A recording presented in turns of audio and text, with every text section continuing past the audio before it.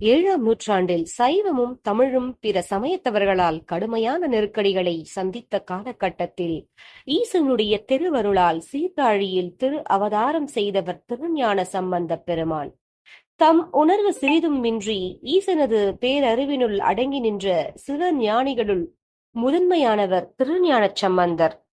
வண்டமிழால் எழுதுமறை மொழிந்த பிரான் என்ற சம்பந்தப் பெருமானை போற்றுகின்றார் திரு தொண்டர்களின் வரலாற்றை அருளி செய்த சேக்கிழார் பெருமான். எல்லாம் வல்ல சிவ பரம்பொருளை வழிபடுவதற்கு உகந்த மொழியும் ஏற்ற மொழியும் தமிழ் மொழியே என்பதையும், தமிழ் மொழிக்கு அளவற்ற மந்திர ஆற்றல் உண்டு என்றெல்லாம் நிரூபித்து காட்டியவர் இவரே ஆவார். தமிழராக பிறந்த அனைவரும் ஞான சம்பந்தரை எப்போதும் நினைத்து போற்றி கொண்டாட வேண்டும். தமிழகாரன் என்று தம்மை கூறிக்கொண்டவர் ஞான சம்பந்தர். தமிழகாரன் என்ற சொல்லுக்கு தமிழே உடம்பாக உடையவர் என்பது பொருளாகும்.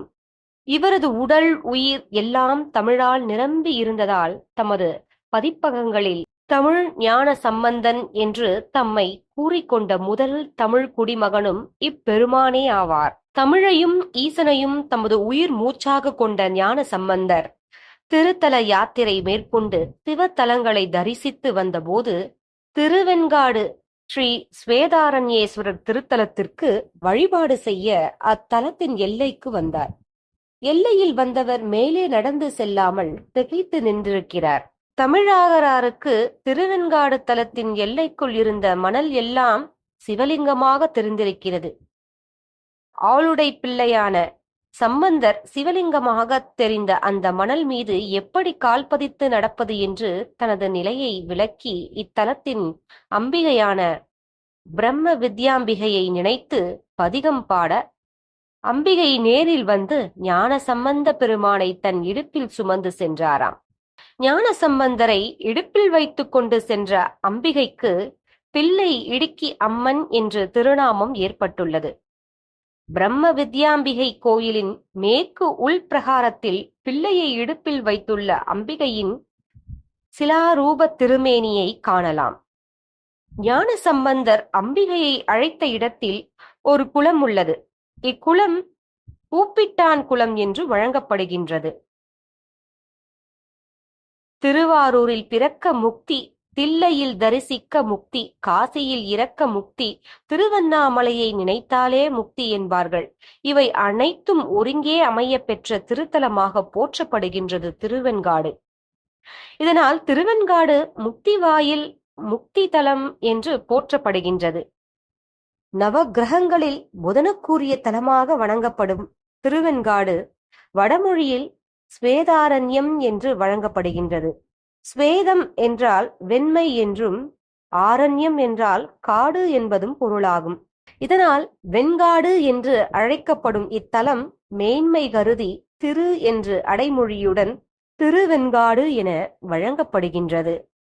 இத்தலத்து இறைவன் ஸ்வேதாரண்யேஸ்வரர் சுயம்பு திருமேனியராக எழுந்தருளியுள்ளார்.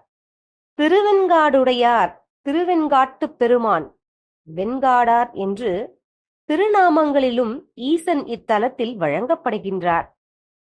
காசிக்கு நிகரான 6 சிவத்தலங்களாக திருவையாறு, மயிலாடுதுறை, திருவிடைமருதூர், திருச்சாயங்காடு, திருவாச்சியம் ஆகிய திருத்தலங்களோடு திருவெண்காடு தலமும் வணங்கப்படுவது சிறப்பானதாகும். ஆடற்கலைகளுக்கு அரசனாக ஸ்ரீ நடராஜ பெருமான் சிதம்பரத்தில் திருநடனம் புரிவதற்கு முன்னரே திருவெண்காட்டில் நடனம் ஆடியதாக புராணங்கள் தெரிவிப்பதால் இத்தலம் ஆதி சிதம்பரம் என்றும் வழங்கப்படுகின்றது.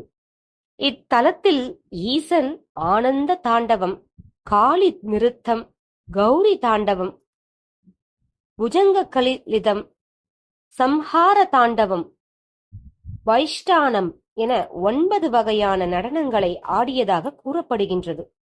ஈசனின் இந்த நடனத்தை அவநிருத்த கணம் என்று கூறுகின்றனர். தில்லை சிற்றம்பலம் போலவே இத்தலத்திலும் நடராஜர் சபையும் தென்மேற்கில் சிவபெருமான் திருசன்னதியும் உள்ளன. சிதம்பர ரகசியம் போல இங்கும் ரகசியமும் ஸ்படிகலிங்கமும் உள்ளது.